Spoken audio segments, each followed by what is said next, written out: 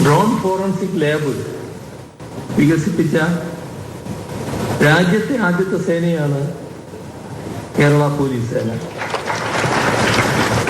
Kerala police ഇതിനു പുറമെ ഒരു ഫോറൻസിക് സോഫ്റ്റ്വെയറും വികസിപ്പിച്ചെടുത്തിട്ടുണ്ട്. പോലീസിന്റെ പ്രവർത്തനങ്ങൾക്ക് അനുയോജ്യമായതും നിലവിൽ ലഭ്യമായതുമായ നിർമ്മിത ബുദ്ധി സാങ്കേതിക വിദ്യയുടെ ഉപയോഗവും പുതിയ സങ്കേതങ്ങളുടെ വികാസവും നാം ലക്ഷ്യമിടുന്നുണ്ട്. കുറ്റകൃത്യങ്ങളുമായി ബന്ധപ്പെട്ട രേഖകൾ, തെളിവ് ഫയലുകൾ തുടങ്ങിയവ തയ്യാറാക്കാനും അത് നിർമ്മിത ബുദ്ധി ഫലപ്രദമായി സർക്കാർ ഉപയോഗിക്കുന്നുണ്ട്. ഈ ഫയലുകൾ അതിവേഗം വിശകലനം ചെയ്യാനും അതുവഴി കുറ്റപത്രം തയ്യാറാക്കാൻ നിർമ്മിത ബുദ്ധി ഫലപ്രദമായി ഉപയോഗപ്പെടുത്താനാകും. പോലീസിനെ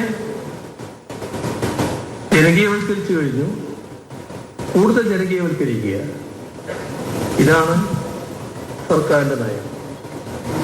ജനകീയവൽക്കരണം ജനങ്ങളെ ഉദ്ദേശിച്ചുകൊണ്ടാവണം. ഏറ്റവും താഴേക്കടയിലുള്ളവർക്ക് പോലും നീതി ലഭ്യമാക്കാനാവണം. അപ്പോൾ നീതി ലഭ്യമാകേണ്ടവർക്കും വേണ്ടിയുള്ള നിലപാടുകളാണ് നാം സ്വീകരിച്ചു പോകേണ്ടത്. ഈ ഘട്ടത്തിൽ ക്രിമിനലുകളെയും ദല്ലാളന്മാരെയും മറ്റും ഉദ്ദേശിച്ചുകൊണ്ട് മാത്രമല്ല, പൊതുസമൂഹത്തെ കൂടി വിശ്വാസത്തിലെടുത്തുകൊണ്ടുള്ള ക്രമസമാധാന പരിപാലനം ആവശ്യമാണെന്ന ബോധ്യത്തിന്റെ അടിസ്ഥാനത്തിൽ സോഷ്യൽ പോലീസിംഗ് സംവിധാനം കൂടുതൽ ശക്തിപ്പെടുത്താൻ തീരുമാനിച്ചിട്ടുണ്ട്. കേവലം ക്രമസമാധാന പരിപാലനം മാത്രമല്ല പോലീസിന്റെ ജോലിയെന്ന് പ്രവൃത്തിയിലൂടെ തെളിയിച്ചവരാണ് നിങ്ങൾ. പ്രതിസന്ധികളുടെ ഘട്ടങ്ങളിലെല്ലാം ജനങ്ങൾക്ക് ആശ്രയിക്കാൻ കഴിയുന്ന സംവിധാനമെന്ന നിലയിൽ കേരളത്തിലെ പോലീസ് നിലകൊണ്ടിട്ടുണ്ട്. പ്രളയവും മണ്ണിടിച്ചിലുമൊക്കെ ഉണ്ടായ ഘട്ടങ്ങളിൽ മികച്ച ഇടപെടലുകളാണ് പോലീസിന്റെ ഭാഗത്തുണ്ടായത്. കോവിഡ് മഹാമാരിയുടെ ഘട്ടത്തിൽ നല്ല രീതിയിൽ ആളുകളെ മരുന്നും ഭക്ഷണവും മറ്റും എത്തിച്ച് സഹായിക്കാൻ പോലീസ് തയ്യാറായി. പ്രായമായവരുടെയും കുട്ടികളുടെയും സംരക്ഷണം ഉറപ്പുവരുത്താനും പോലീസിന് കഴിഞ്ഞു. പ്രളയകാലത്ത് സമാനതകളില്ലാത്ത വിവിധ പ്രവർത്തനങ്ങളിലാണ് നിങ്ങൾ ഏർപ്പെട്ടത്. അതേ മാതൃക തന്നെയാണ് വയനാട് ദുരന്തമുഖത്തും നിങ്ങൾ പ്രകടിപ്പിച്ചത്. ആ ദുരന്തമുഖത്ത് ക്രിയാത്മകമായി പ്രവർത്തിക്കാൻ കേരള പോലീസിന് കഴിഞ്ഞു.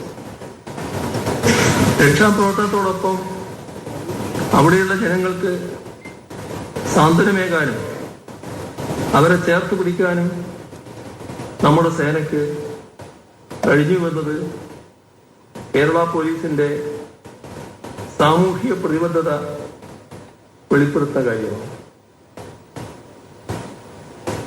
സർവ്വതും നഷ്ടപ്പെട്ട ഒരു പൊതുസമൂഹത്തോട് ഐക്യദാർഢ്യം പ്രകടിപ്പിക്കാൻ നിങ്ങളും നിങ്ങളുടെ സംഘടനയും എല്ലാ ഘട്ടത്തിലും ശ്രദ്ധിച്ചിട്ടുണ്ട്. വയനാട് ദുരന്തത്തിന്റെ പശ്ചാത്തലത്തിൽ മുഖ്യമന്ത്രിയുടെ ദുരിതാശ്വാസ നിധിയിലേക്ക് 70 ലക്ഷം രൂപയാണ് നിങ്ങൾ സംഭാവനയായി നൽകിയത്. നാടിനാകെയുള്ള നിങ്ങളോടുള്ള നന്ദി ഈ ഘട്ടത്തിൽ രേഖപ്പെടുത്തട്ടെ. വയനാട് ദുരന്തത്തിൽ കിടപ്പാടം നഷ്ടപ്പെട്ട 3 പോലീസ് ഉദ്യോഗസ്ഥർക്ക് ഭവന നിർമ്മാണത്തിനുള്ള സഹായങ്ങൾ പോലീസ് ഹൗസിംഗ് സൊസൈറ്റിയും സംഘടനയും സംയുക്തമായി ചെയ്തു കൊടുക്കും എന്നാണ് മനസ്സിലാക്കുന്നത്. കൂടെയുള്ളവരെ കരുതുന്നതാണ് മനുഷ്യത്വത്തിന്റെ യഥാർത്ഥ തെളിവ്. ആ നിലക്ക് ഈ സംഘടനയ്ക്കുള്ള മനുഷ്യത്വത്തിന്റെ ഉദാത്തമായ ഉദാഹരണമാണിത്. ഇക്കാര്യത്തിൽ നിങ്ങളെ പ്രത്യേകം അഭിനന്ദിക്കുന്നു.